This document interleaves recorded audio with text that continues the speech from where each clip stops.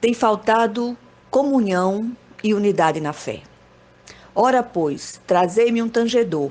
Quando o tangedor tocava, veio o poder de Deus sobre Eliseu. Este disse: Assim diz o Senhor: Fazei neste vale covas e covas, porque assim diz o Senhor: Não sentireis vento, nem vereis chuva, todavia este vale se encherá de tanta água que bebereis vós e o vosso gado e os vossos animais. Isto ainda é pouco aos olhos do Senhor, de maneira que também entregará Moabe nas vossas mãos. Segundo de Reis 3, 15 a 18. Despertemos e nos estimulemos uns aos outros para fazermos a obra de Deus em comunhão e unidade, enquanto se pode trabalhar. O texto lido mostra o episódio na história do povo de Deus, quando após a morte do rei Acabe, os moabitas, que tinham um acordo com Israel de pagar tributo àquela nação, romperam esse acordo e se levantaram para guerrear contra o povo do Senhor. Jorão, rei de Israel, filho de Acabe, não aceita e convoca o rei Josafá de Judá e ao rei de Edom para juntos formarem uma força-tarefa para guerrearem contra os moabitas. Os três reis seguem com seus exércitos e em determinado momento, após 7 dias de marcha, falta água para os exércitos e para o gado que os seguiam. O rei Josafá então pergunta se não há algum profeta de Deus para que o Senhor seja consultado. Os servos do rei de Israel se lembraram de Eliseu. Josafá reconhece que está com ele a palavra do Senhor e o procura, e ele dá a orientação da parte de Deus. Estamos para testemunhar um tempo onde um grande mover de Deus se levantará sobre a terra. Vidas serão alcançadas, pessoas serão libertas, curadas, lares serão restaurados e relacionamentos serão transformados e fortalecidos. O Senhor está preparando a sua noiva para subir. Os dias que vivemos têm sido de grande agonia. A terra parece que entrou em convulsão. Jamais vimos tantas catástrofes naturais, enfermidades graves. A sociedade experimenta uma inversão de valores nunca vista antes. Leis contrárias à vontade de Deus são promulgadas por homens ímpios. A violência e a promiscuidade imperam por todos os lados. Contudo, a hora não é de desespero, mas de firmarmos na santa palavra de Deus em comunhão e unidade. Creio firmemente que os dias caóticos em que vivemos antecedem o arrebatamento da igreja. Já podemos ouvir os ecos da vinda do grande Rei Jesus. Isto não é uma profecia como tantas outras que foram feitas ao longo da história, quando muitos até se atreveram a marcar datas, mas uma constatação baseada nos acontecimentos mencionados na Bíblia Sagrada como sinais. O poder de Deus derramado nesses dias será sem precedentes e surpreenderá até os mais céticos, porque tem em vista uma preparação para aquele dia glorioso.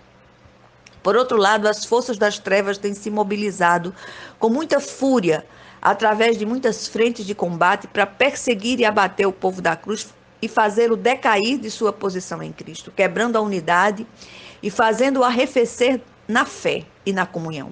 Muitos desistirão e apostatarão da fé, enquanto outros perseverarão até o fim. Esses serão salvos.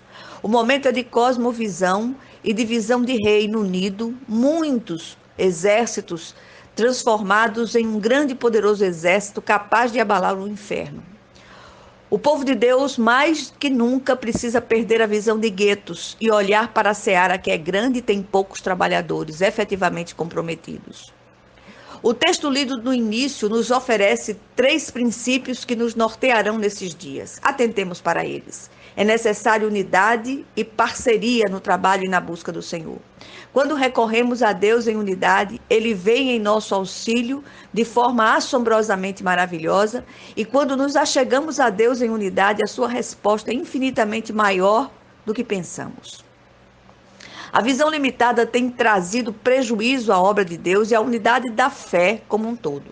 Temos nos fechado em nossos guetos eclesiásticos, usando como escudo as doutrinas manipuladas e muitas vezes mal interpretadas por homens.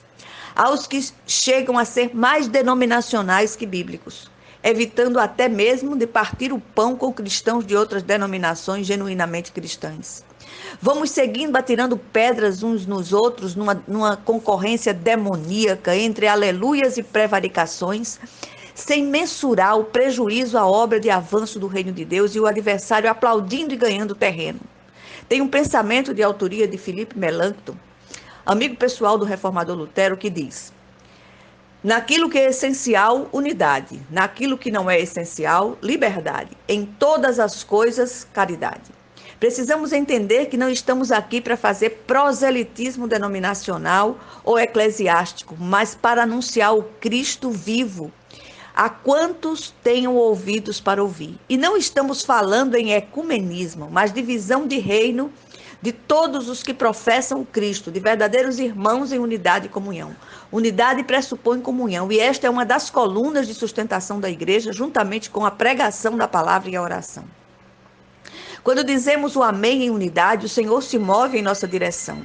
Os 3 exércitos unidos precisavam de água para os homens e para o gado. Buscaram a Deus, agiram por fé e a resposta veio, trazendo a reboque a vitória sobre o adversário, os moabitas. O momento que estamos vivendo é grave, portanto, precisamos ter a visão de Reino Unido, não de guetos eclesiásticos isolados, como fora dito, que as nossas diferentes percepções doutrinárias naquilo que não é essencial não sejam usadas como motivações tolas para quebrar a unidade do corpo de Cristo. E a hora da igreja é de resiliência, ou seja, de resistir e superar as grandes pressões. Contudo, só unidos pelo vínculo da cruz seremos fortes e poderemos enfrentar as lutas que nos assolam. Um reino dividido não subsiste. Quando buscamos a Deus em unidade, Ele nos socorre, nos concedendo mais do que pedimos ou pensamos. Peçamos perdão ao Senhor por nossas posturas facciosas, restauremos a unidade como povo escolhido e nos preparemos para o que Deus fará. Em nome de Jesus Cristo. Amém.